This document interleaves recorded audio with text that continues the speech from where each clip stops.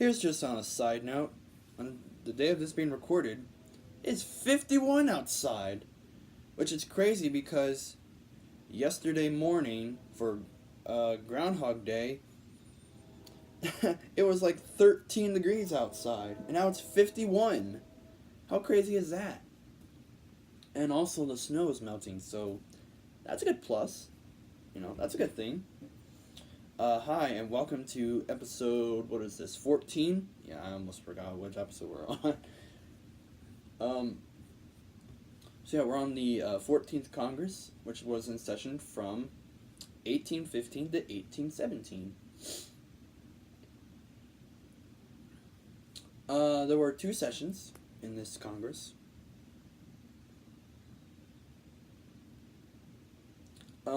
In the House, there were 183 members. Speaker of the House, you know him, Henry Clay, who was a Democratic Republican. And there are 136 Democratic Republicans, 46 Federalists, and 1 vacancy. I actually like this setup. It actually looks really, really good. It was the setup I was talking about before. Instead of looking over here to my laptop on my bed, I have it set up on my counter or on my TV stand where I have my TV that I use for gaming.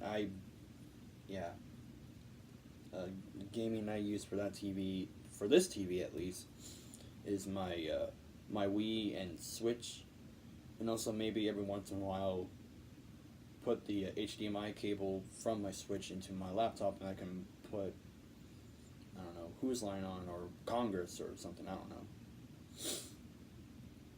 And people be messaging me on Facebook. What? Alright, let's jump over to the Senate. In the Senate, there are 38 members. If you divide that by 2, you can figure out how many states were in the country at the time. So easy. President of the Senate, which is also the Vice President of the United States, is nobody. Yeah, for the first time, this was when the Vice Presidency was vacant for an entire Congress. It wasn't the first time it happened in general. Let me look here. According to my notes and previous times, excuse me real quick, guys. I'm actually quite curious myself. Maybe where it's 2 of them, which I don't think was.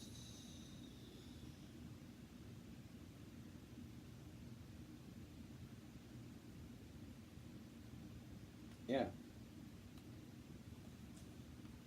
I don't think so.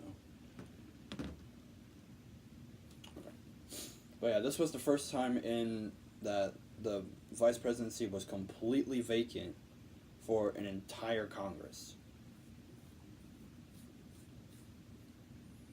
The reason why it's vacant because yesterday's president of the Senate, Elbridge Gerry, died, I believe, early of 1815.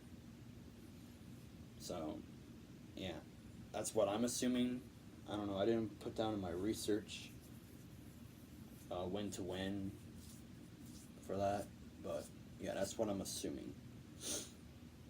The president pro tempore is John Gallard, who is a Democratic Republican. And there are 25 Democratic Republicans and 13 Federalists.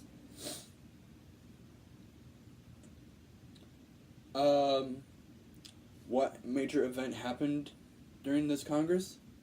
Well, it's not really kind of political or war related for this one, but I thought it was kind of interesting. It's more like, well, since I brought the weather in the beginning of this episode, it's about weather. Which I guess kind of fits in. Let's see here. The Great September Gale of 1815 was the first hurricane to hit New England in 180 years in terms of recordable weather. Which probably was one of the greatest windstorms the East Coast ever saw at that time. Yeah. Now, as you all know, in recent years, hurricanes are terrible. I think the most recent devastating one was Hurricane Maria. But of course, there was Hurricane Katrina, Hurricane Sandy. What else was there? There are some other big ones, but those are the two that immediately pop in my head of big major hurricane storms. Probably the biggest one was Hurricane Katrina.